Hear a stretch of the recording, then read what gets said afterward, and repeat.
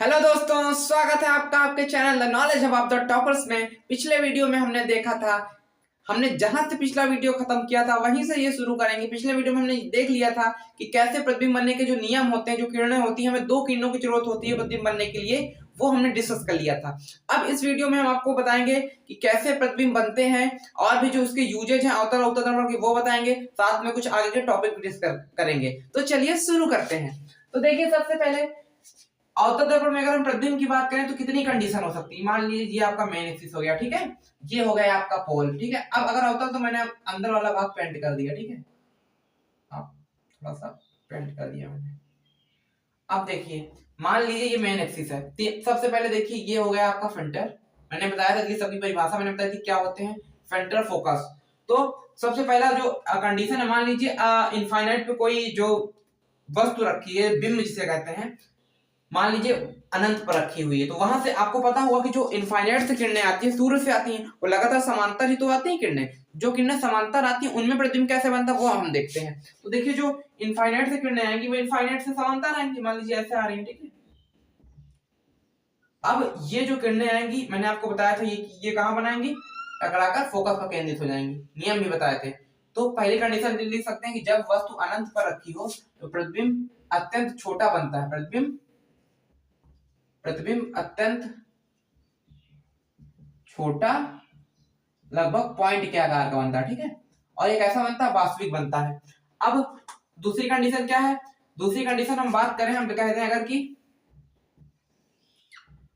कहते हैं कि हम जो आपका प्रतिबिंब रखा है वो वक्रता केंद्र अनंत के बीच में, अभी तो इनफाइनाइट से आ रही है, अगर इसके कहीं बीच में हो जाए, मान लीजिए वक्रता केंद्र है और ये फोकस है, मैंने यही यहाँ कर कहीं रख दिया वस्तु, ठीक है। तो आपको पहला पता है कि मुख्य अक्ष के समांतर जाने वाली किरणें परावर्तन के पश्चात मुख्य से फोकस से होकर गुजरती हैं, तो यहाँ पर हो जाएगी। और एक मैंने आपको और बताया था कि जो वक्रता केंद्र से होकर गुजरती है वो बिना मुड़े सीधा गुजर जाती है, इधर आएगी तो इधर चली जाएगी, ठीक है। तो अब ये कहीं पर काट रही है ना, अगर हम इस पॉइंट को मिलाएं तो ये क्या बन जाएगा, इसका प्रतिबिंब बन जाएगा। मान लीजिए वस्तु ए बी है, इसका प्रतिबिंब बन जाएगा बी है, ठीक है, बी डैश ए। तो इसका मतलब देखिए, ये बड़ा है और ये कैसा बन रहा है, छोटा। तो हम लिख सकते हैं कि अगर वस्तु अनंत, इनफाइनाइट और वक्रता केंद्र के बीच में रखी हो तो जो प्रतिबिंब बनेगा वो कैसा बनेगा, छोटा तो बनेगा लेकिन अत्यंत छोटा नहीं होगा, साथ में वास्तविक बनेगा। और कैसा बनेगा, उल्टा, ठीक है, वास्तविक और उल्टा। तो ये आपकी दूसरी कंडीशन हो गई। तीसरी कंडीशन की अगर हम बात करें, अगर मान लीजिए, जैसे फिर से आप देखिए यहाँ पर रखा हुआ है, अब हम क्या करें इसको, अब हम रख दें इसको, मान लीजिए वक्रता केंद्र पर ही रख दें, तो कुछ नहीं होगा, वही होगा, एक जाएगी मुख्य अक्ष समांतर जो फोकस से गुजरेगी। और क्या करें हम, अब हम एक किरण और गुजार दें, मान लीजिए एक हम गुजार देंगे इसमें से, जो फोकस से होकर गुजरती है वो क्या हो जाती है, मुख्य अक्ष के समांतर हो जाती है। तो थोड़ा सा ऐसा बन गया, मान लीजिए लगभग यहाँ पर फोकस होगा इसका, तो ये आपको जो प्रतिबिंब बनेगा यहीं पर आके बन जाएगा, ठीक है, ये यहाँ पर प्रतिच्छेद कर देगा। इसका मतलब कि अगर कोई वस्तु वक्रता केंद्र पर रखी तो उसका प्रतिबिंब कहाँ बनेगा, वक्रता केंद्र पर बनेगा और समान आकार का बनेगा। तो ये मोस्ट इंपॉर्टेंट है, अगर वक्रता केंद्र पर रखी हो तो वास्तविक तो बनेगा, उल्टा बनेगा, लेकिन वस्तु के समान आकार का बनेगा, ठीक है, एवं समान आकार का, जो जितनी आकार का तुम्हारा वस्तु है। तो ये हो गया दूसरा पॉइंट। अब हम समझते हैं कि अगर बीच में आ जाए, अब देखिए यहाँ तक आए, अब यहाँ उल्टा बनने लगेगा, सभी फिर से बड़ा हो जाएगा धीरे धीरे, देखना ये है, दिखाई दे रहा है ना आपको, ये देखिए ये है। अब मान लीजिए हमने रख दिया इस बार सी और एफ के बीच में, अब देखिए कैसे होगा, ये बड़ा इंटरेस्टिंग है। ये मुख्य अक्ष समांतर क्या, फोकस से होकर गुजरी। अब क्या करेंगे हमको, अब आपको पता है कि अगर मुख्य हम फोकस से होकर गुजरें तो कहाँ गुजरेगी, मुख्य अक्ष के समांतर। तो ये क्या बनाएगा, ये वक्रता केंद्र से थोड़ा आगे बनेगा, ठीक है। तो मतलब कहां बना, देखिए अब प्रतिबिंब जैसे जैसे हम इधर जाएंगे बड़ा होता जाएगा, लेकिन बनेगा वक्रता केंद्र के इधर और इनफाइनाइट के बीच में। तो ये कहां बन जाएगा, वक्रता केंद्र और इनफाइनाइट के बीच में। तो आप लिख सकते हैं कि जब वक्रता केंद्र और फोकस के बीच में रखी हो तो प्रतिबिंब बनता है अनंत और वक्रता केंद्र के बीच में। ये कैसा होता है, वास्तविक, उल्टा और थोड़ा बड़ा वस्तु से।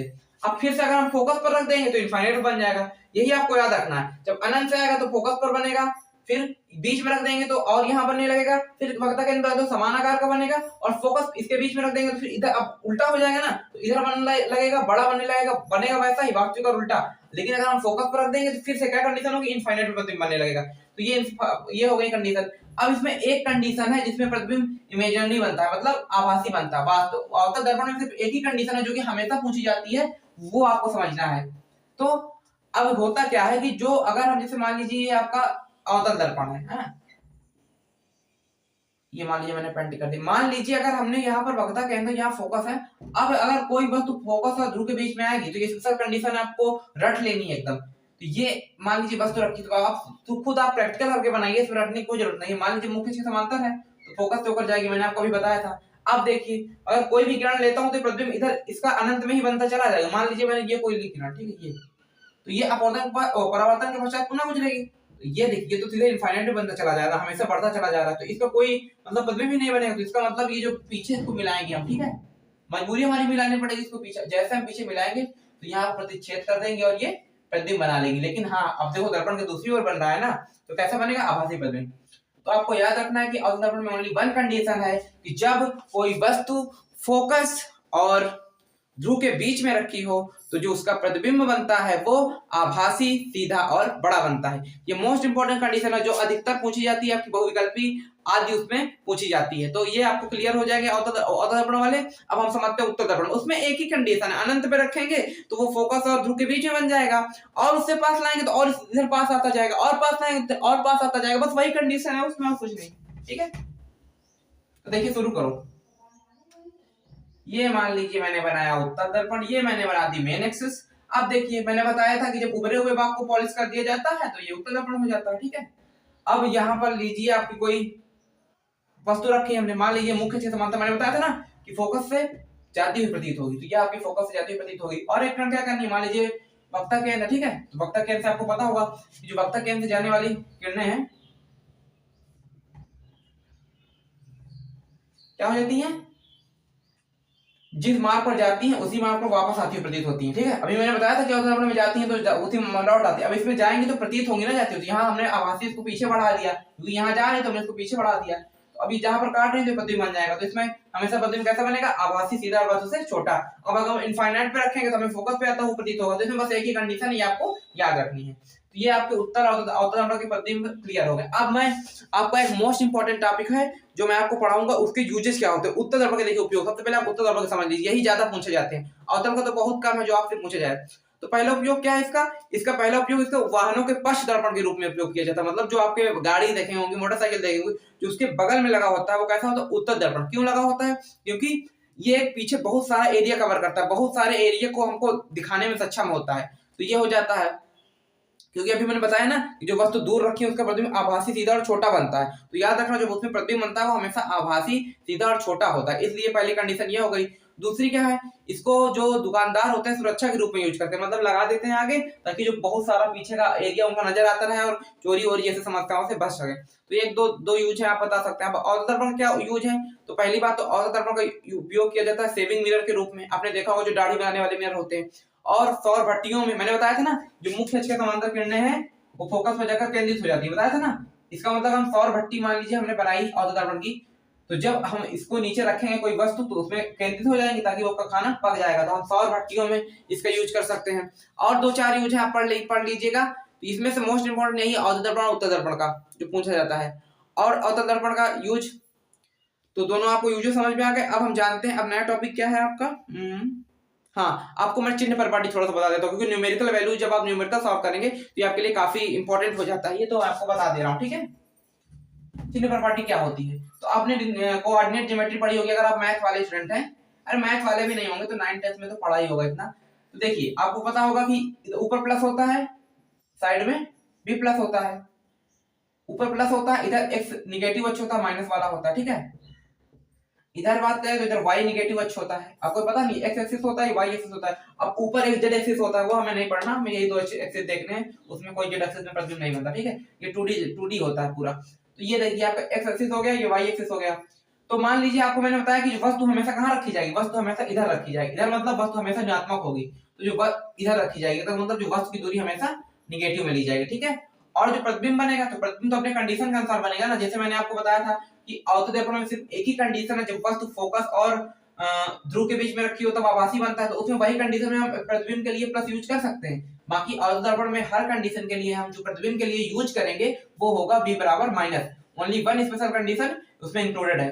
अब हम अगर उत्तर दर्पण की बात करें तो वो तो साफ सी बात है कि हर कंडीशन में यही प्रतिबिंब बनता था। मैंने आपको भी बना के दिखाया भी था कैसे यहाँ पर बनता है प्रतिबिंब। तो उसमें हमेशा u निगेटिव लिया जाएगा और b हमेशा पॉजिटिव लिया जाएगा। तो ये दो कंडीशन हो गई। अब हम h डैश और h की बात करते हैं। यह होता है प्रतिबिंब की दूरी, ये होती है वस्तु की दूरी। तो वस्तु आपको हमेशा सीधा ही तो रखी जाएंगी, आपने प्रैक्टिकल किया भी होगा स्कूल में। वस्तु ऐसे जो बने होते हैं दो लेंस पे वस्तु ऊपर रखी जाती है, प्रतिबिंब हमें नीचे की ओर देखने को मिलता है। तो प्रतिबिंब जैसे हमेशा ऊपर रखा जाता है, प्रतिबिंब दूरी हमेशा धनात्मक होती है।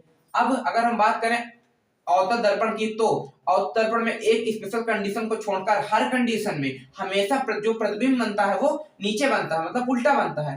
तो उसमें सिर्फ एक ही कंडीशन में हमें प्लस लेना है, जब यहाँ पर रखी हो फोकस और उसके बीच में, ध्रुव के बीच में, तभी यहाँ प्रतिबिंब आभासी बनेगा और उसमें हम H प्लस लेंगे, H डैश प्लस लेंगे, बाकी हर कंडीशन में H डैश माइनस लेंगे। ठीक है, तो इससे हम समझ गए कि क्या पूरा ये चिन्ह परिपाटी होगी। तो ये भी आपको समझ में आ गई। अब एक छोटा सा टॉपिक, आवर्धन क्या है। आवर्धन में कुछ नहीं होता, मेनली ये होता है कि वस्तु की तुलना में प्रतिबिंब कितने गुना बनता है। एक रेशियो होता है।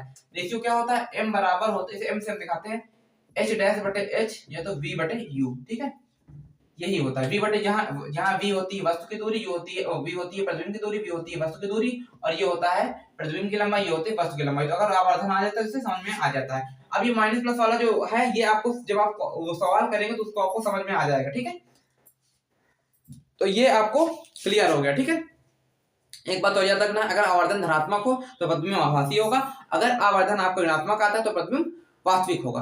तो ये मैंने पूरा कॉन्सेप्ट इसमें से बता दिया। अब हम अपवर्तन वाला अगले चैप्टर में पढ़ेंगे, जिसमें लेंसों द्वारा अपवर्तन, प्रिज्मों द्वारा अपवर्तन, वो सब समझेंगे। वो आपका नेक्स्ट लेक्चर होगा और मेरी गारंटी है जितना मैंने पढ़ा है इसके बाद कुछ नहीं आएगा। अब मैं इस वीडियो के बाद एक वीडियो लाऊंगा, उसके बाद न्यूमेरिकल करवा दूंगा, आपका पूरी तरीके से तैयार हो जाएगा। तो चैनल को ज्यादा लोगों तक शेयर करते रहिए और लाइक कीजिएगा।